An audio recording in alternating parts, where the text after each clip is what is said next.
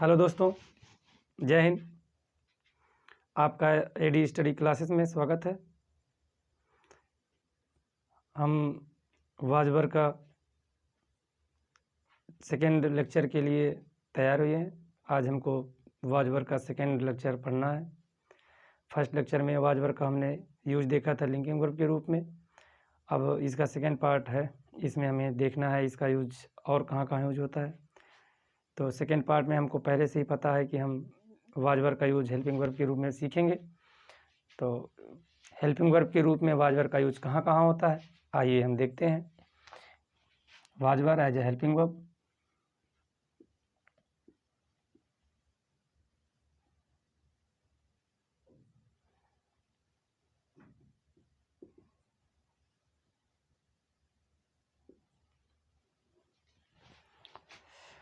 वाजवर का यूज दोस्तों helping verb के रूप में दो टेंस में होता है। एक तो simple past. Simple past tense में वाजवर का यूज हेल्पिंग वर्ब के रूप में भी होता है, लिंकिंग के भी रूप में होता है। अभी हमने जो लिंकिंग पढ़ा था वो भी सिंपल पास्ट ही था, लेकिन उसमें लिंकिंग वर्ब के रूप में यूज हुआ था। अब जो पढ़ रहे हैं वो हेल्पिंग वर्ब के रूप में यूज होगा। और दूसरा जो होता है वाजवर का यूज पास्ट कॉन्टिन्यूअस टेंस में। पास्ट कॉन्टिन्यूअस टेंस में।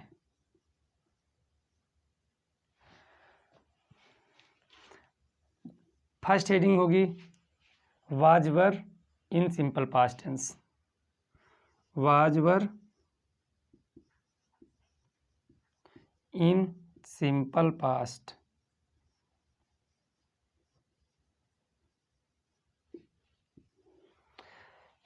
सिंपल पास्ट में वाजवर का यूज जो हम लोग करते हैं, वैसे तो सिंपल पास्ट की हेल्पिंग वर्ब जो होती है एक्टिव की वो डिड होती है, लेकिन जो हमको वाजवर को हेल्पिंग वर्ब के रूप में पढ़ना है तो वाजवर हेल्पिंग वर्ब के रूप में सिंपल पास्ट में कब होती है, जब सिंपल पास्ट पैसिव वॉइस में होता है। पैसिव वॉइस में बनेगा तो हेल्पिंग वर्ब वाजवर हो जाएगी। या यूँ कह लें सिंपल पास्ट की पैसिव हेल्पिंग वर्ब वाजवर होती है। इसका स्ट्रक्चर बनता है subject plus वाजवर plus main verb third form. आपको पता है पैसिव में हमेशा मेन वर्ब का थर्ड फॉर्म ही यूज होता है, plus object plus by doer.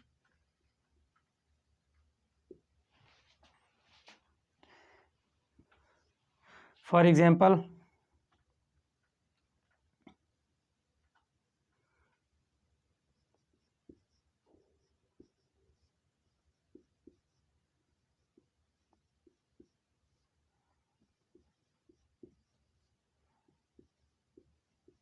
मेरे दोस्तों को कल वहाँ पर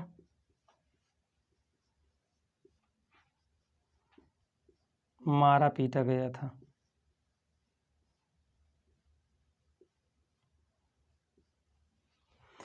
मेरे दोस्तों को कल वहाँ पर मारा पीटा गया था। कार्य इसमें क्या हो रहा है भैया? कार्य इसमें हो रहा है मारने पीटने का। आपको पता है कि जब कार्य यहाँ वाला सब्जेक्ट ना करे बल्कि और किसी के द्वारा किया जाता है तो वो पैसिव वॉइस होती है। कार्य ये हो रहा है और सब्जेक्ट इसमें कौन मिलेगा दोस्तों? तो मारने का काम दोस्त नहीं कर रहे हैं, बल्कि उनको खुद किसी के द्वारा पीटा जा रहा है, मारा जा रहा है। तो इसका मतलब यहाँ वाला सब्जेक्ट जो है वो कार्य नहीं कर रहा है, इसका मतलब ये पैसिव वॉइस है। तो पैसिव वॉइस के लिए आपके पास स्ट्रक्चर ये है। आप इस तरह का सेंटेंस जब पाएंगे ट्रांसलेशन करने के लिए तो आप भूल से भी सेकेंड फॉर्म वाला जो हम यूज करते हैं subject plus second form plus object, या डिड नॉट वाला जैसे हम यूज करते हैं डिड नॉट लगा देते हैं पास्ट इंडेफिनिट में, वो सब नहीं यूज करना है हमको। सिंपल पास्ट में जब इस तरह का सेंटेंस मिलेगा कि कार्य किसी के द्वारा किया जा रहा है, बल्कि यहाँ वाला सब्जेक्ट कार्य नहीं कर रहा है बल्कि किसी के द्वारा किया जा रहा है, कर्म की प्रधानता है, कर्म मुख्य है, तो हम उसके लिए पैसिव वॉइस का स्ट्रक्चर जो बना के रखे हैं इसी का यूज करना है भैया। तो सबसे पहले हमको लिखना है क्या, सब्जेक्ट। अब पैसिव का सब्जेक्ट हमको पता है कि हम किसको किसे क्या से पूछते हैं। अगर आपको ना पता हो कि पैसिव वॉइस का सब्जेक्ट किससे पूछते हैं तो पहले या दूसरी वीडियो में जाकर आप देख लेंगे जिसमें इज आर एम का यूज पढ़ाया गया है, आपको पता चल जाएगा। तो सब्जेक्ट इसमें पूछ लीजिए, किसको मारा पीटा गया, किसे मारा पीटा गया, मेरे दोस्तों को, मेरे दोस्तों को मारा पीटा गया। तो अब सब मेरे दोस्तों की इंग्लिश लिख लो, माय फ्रेंड्स। दोस्तों सब्जेक्ट प्लूरल है, जब सब्जेक्ट प्लूरल है तो हमारी वर्ब जो होगी हेल्पिंग वर्ब वो भी प्लूरल हो जाएगी, वर्ब हो जाएगी। मारना पीटना की वर्ब हो जाएगी थर्ड फॉर्म, बीट मीन्स मारना पीटना होता है। अब बीट का थर्ड फॉर्म क्या हो जाएगा भैया, beaten. My friends were beaten. फिर उसके बाद अब आपका बचा है कल भी वहाँ पर, तो इसके लिए हम वही फॉर्मूला अपना यूज़ करेंगे, किसको क्या कैसे कहाँ कब क्यों।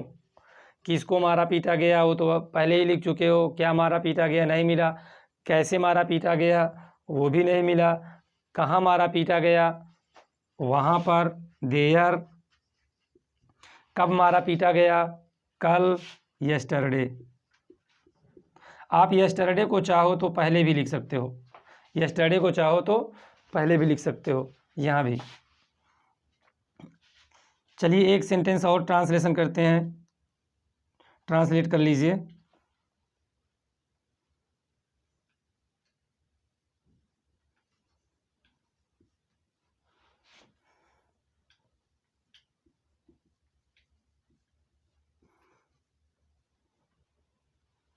कल उसका इलाज नहीं हुआ था। कह रहा है कल उसका इलाज नहीं हुआ था। अब इसमें भी वही प्रक्रिया, इसमें कार्य कौन सा हो रहा है भैया, इलाज करना, इलाज करने का काम हो रहा है। अब करेगा कौन, क्या वही इलाज करेगा या उसका इलाज किसी के द्वारा किया जाएगा, डॉक्टर के द्वारा। तो ये कार्य यहाँ वाला सब्जेक्ट ना करके कोई और कर रहा है, कोई थर्ड पार्टी है जो कार्य को करने वाली है। तो इसमें भी हम फार्मूला कौन यूज़ करेंगे, पैसिव, पैसिव फार्मूला यूज़ करेंगे। तो पहले हम तय करेंगे कि सब्जेक्ट क्या है, तो सब्जेक्ट हमारा क्या है, उसका। कल के लिए इंग्लिश हम चाहें तो पहले लिख सकते हैं यस्टरडे, उसके लिए कोई दिक्कत नहीं होगी, यस्टरडे भी लिख सकते हो। फिर उसके बाद उसका की अंग्रेजी क्या होगी आपकी, ही। यस्टरडे ही वाज, निगेटिव आ गया है तो निगेटिव के लिए हेल्पिंग वर्ब और मेन वर्ब के बीच में नॉट लगा दिया जाता है। अगर निगेटिव आ जाता है तो, प्रश्नवाचक का निगेटिव नहीं, अफर्मेटिव असर्टिव का निगेटिव हो तो उसमें हमको नॉट लगा देना है, सब्जेक्ट और मेन वर्ब के बीच में नॉट लगा देंगे। Yesterday he was not. अब इलाज करना की इंग्लिश लिख दीजिए आप, क्योर मीन्स इलाज करना होता है तो इसका थर्ड फॉर्म क्योर्ड हो जाएगा। Yesterday he was not cured, full stop. इसका निगेटिव स्ट्रक्चर बनी गया है, सब्जेक्ट लिखोगे was verb not, third form object. Inverted देख लेते हैं, स्क्रीनशॉट ले लीजिए, इन्वर्टेड इसका देख लेते हैं।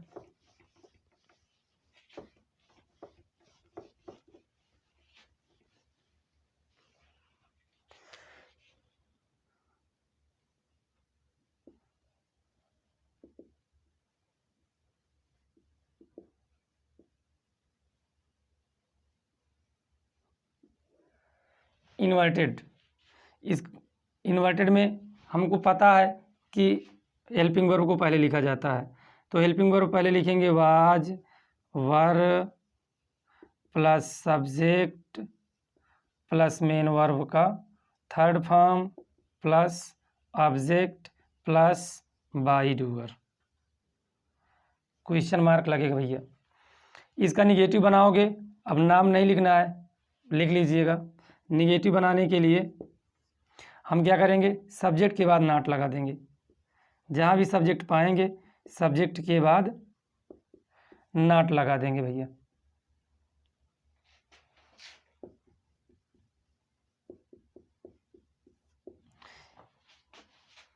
जैसे क्या अपराधी को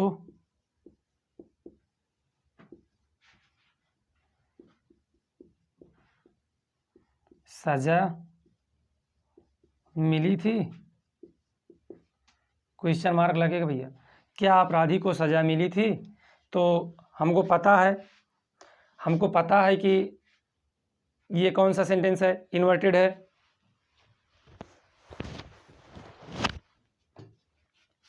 इन्वर्टेड है ये। अब इन्वर्टेड के लिए हमको क्या करना है, वही हमारी हेल्पिंग वर्ब पहले आ जाएगी।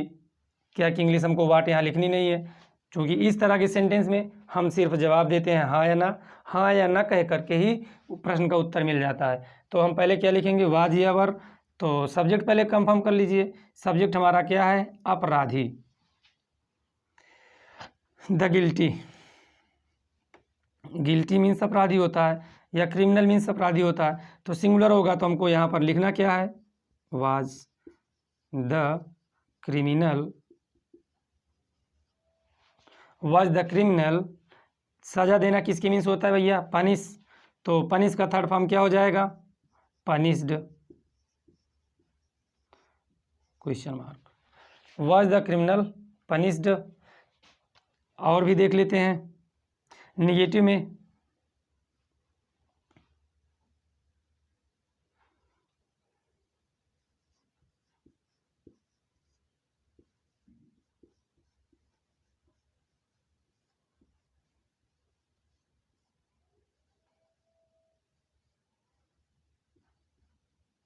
उसे आज़ाद नहीं किया गया क्या। देखिए अब ये क्या पहले इधर आता था उधर चला गया, इससे कोई मैटर नहीं रखता, इसमें कोई फर्क नहीं पड़ना है कि क्या हमारा किधर है, पहले भी हो सकता है बाद में भी हो सकता है, क्योंकि इन दोनों का उत्तर हम हाँ या नहीं ही कहेंगे। तो इसका भी ट्रांसलेशन हम उसी प्रक्रिया से करेंगे जैसे इसका कर रहे थे। पहले हमको वाज वर लिखना है, वाज वर लिखेंगे, लेकिन पहले सब्जेक्ट क्या है, उसे, क्योंकि उसे आज़ाद नहीं किया, आज़ाद करने का काम उसे नहीं करेगा, कोई और करेगा, पैसे भी होगा। तो ही के साथ हम क्या लिखेंगे, वाज लिख लेंगे। फिर उसके बाद हमारा सब्जेक्ट ही है। निगेटिव है तो हमने लिख रखा है कि सब्जेक्ट के बाद नॉट लगाना है, तो यहाँ पर हम नॉट लिख देंगे। Was he not made free, made free means आज़ाद करना, पूरा हो जाएगा, was he not made free. Screenshot ले लीजिए। इसके बाद हम लोग पढ़ लेते हैं क्वेश्चन विद क्वेश्चन वर्ड। ये रहा आपका इन्वर्टेड के बाद क्वेश्चंस विद क्वेश्चन वर्ड।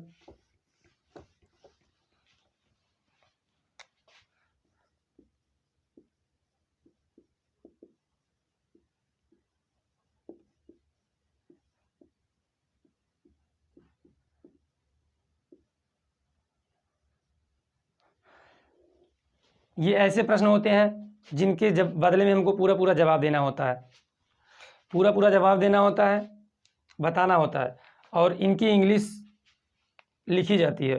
तो इनकी इंग्लिश के अनुसार इनको जो है 3 पार्ट में रखा जाता है। पहला पार्ट है आपका, पहले पार्ट में आपको लिखना है what,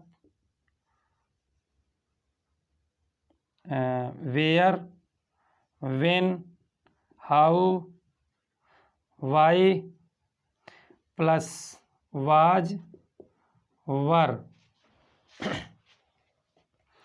plus subject plus main verb का third form plus object plus by doer. Question mark. B में how many, how much, whose, which plus noun. आपको पता होना चाहिए कि इनके साथ हमको नाउन हमेशा लिखना पड़ता है, तो हम इसके साथ नाउन लिखेंगे। फिर उसके बाद वाज वर लिखेंगे, फिर हमारा सब्जेक्ट होगा, मेन वर्ब का थर्ड फॉर्म होगा, फिर ऑब्जेक्ट होगा, बाई डूअर होगा। फिर उसके बाद सी वाले में आ जाइए। By whom, plus was were plus subject plus main verb third form plus object by doer हम नहीं लिखेंगे इसमें, क्वेश्चन मार्क। डी वाले में who plus was were plus main verb का third form plus object plus by doer. ये रहा आपका क्वेश्चन विद क्वेश्चन वर्ड का अफर्मेटिव। निगेटिव बनाने के लिए हमको करना क्या है? निगेटिव बनाने के लिए सब्जेक्ट के बाद नॉट लगा देना है। क्या करना है भैया? सब्जेक्ट के बाद नॉट लगा देना है। नोट कर लीजिए।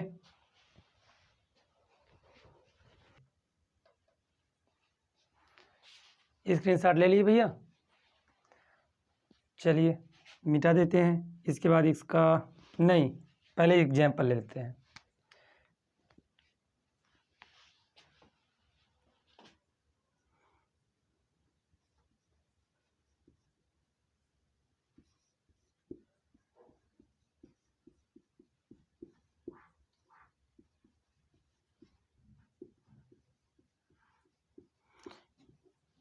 क्यों गरीबों की सहायता नहीं की जाती है? नहीं की गई। पूछ रहा है गरीबों की सहायता क्यों नहीं की गई। अब हमको क्यों की इंग्लिश लिखनी है। क्यों की इंग्लिश क्या होती है ढूंढ लीजिए।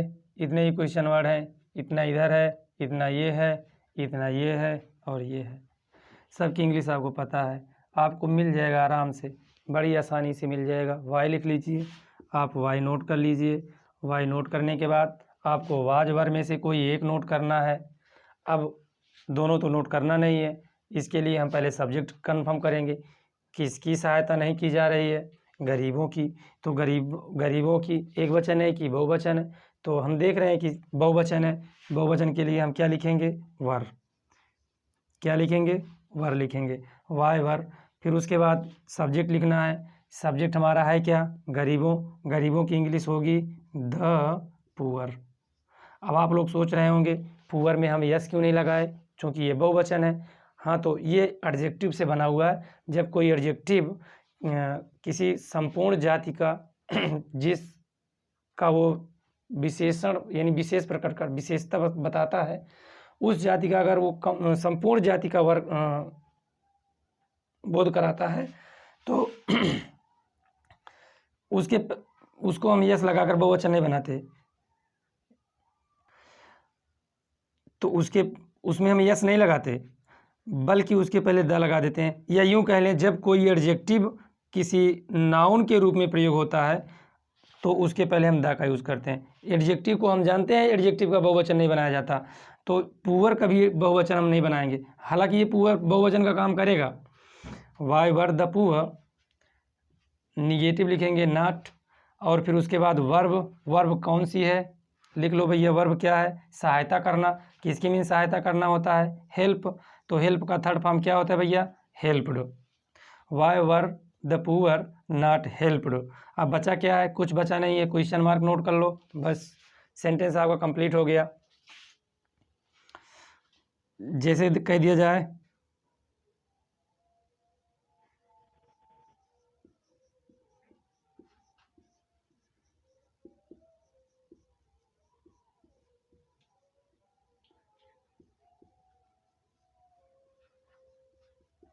किसे बुलाया गया था।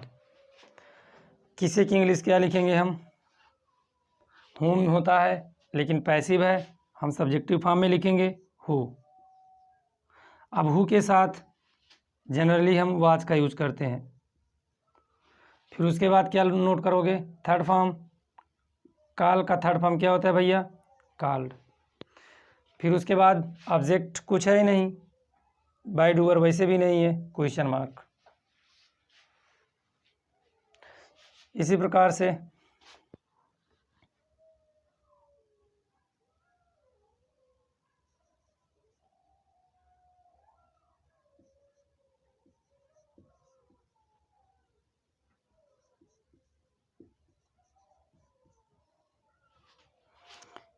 कितने लड़कों को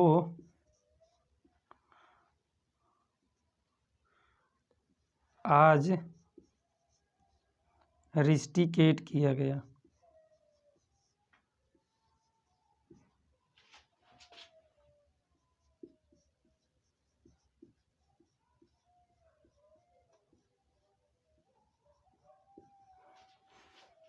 कितने लड़कों को आज रिस्टिकेट किया गया था?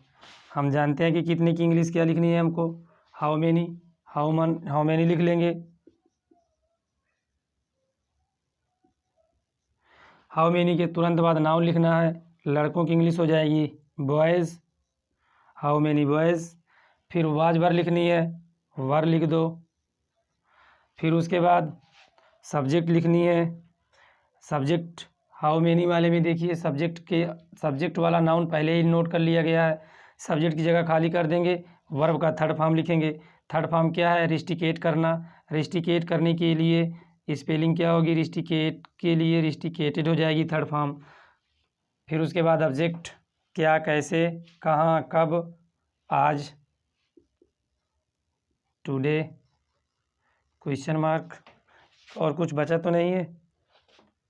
ठीक है, आपका ये सेंटेंस कंप्लीट हो गया। स्क्रीनशॉट ले लीजिए, वो होमवर्क नोट कर लेते हैं।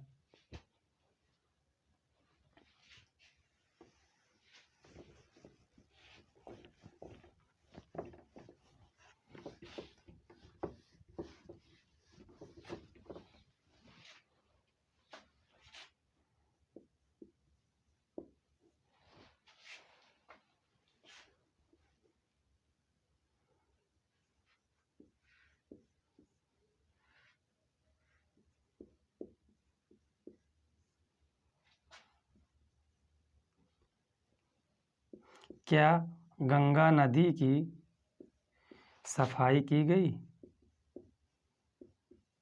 सफाई हुई थी?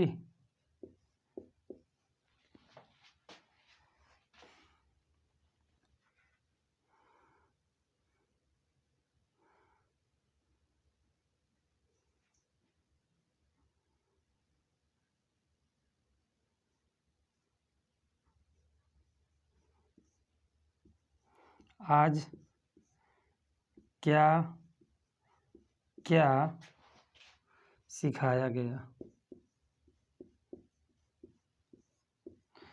ये सभी सेंटेंस आपके वाज वर का प्रयोग है हेल्पिंग वर्ब के रूप में। हम इनका यूज़ करके ये ट्रांसलेशन होमवर्क करेंगे।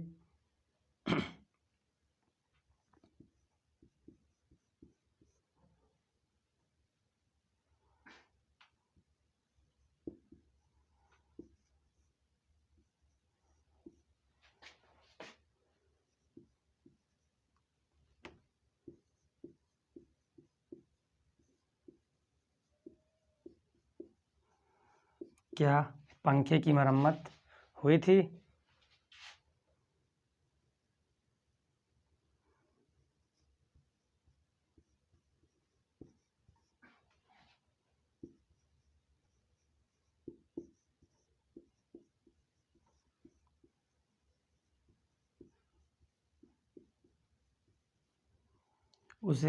उसके कपड़े नहीं धुले गए?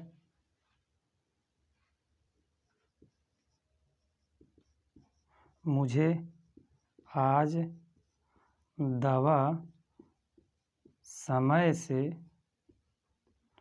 नहीं दी गई।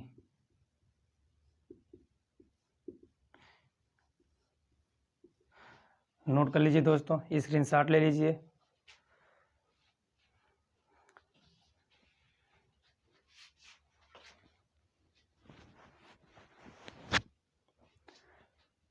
नोट कर लीजिए, ये रहा आपका होमवर्क। आप लोग इसका कमेंट में जवाब ज़रूर दीजिएगा। कमेंट हम देखेंगे, चेक करेंगे कि किसका होमवर्क सही है। आप जितना ज़्यादा से ज़्यादा होमवर्क करेंगे उतना ज़्यादा से ज़्यादा आपका ट्रांसलेशन अच्छा होगा। आशा करते हैं आप सभी अभ्यास करेंगे। अगले वीडियो के लिए नेक्स्ट क्लास देखते हैं। तब तक के लिए जय हिंद, जय भारत। Thank you.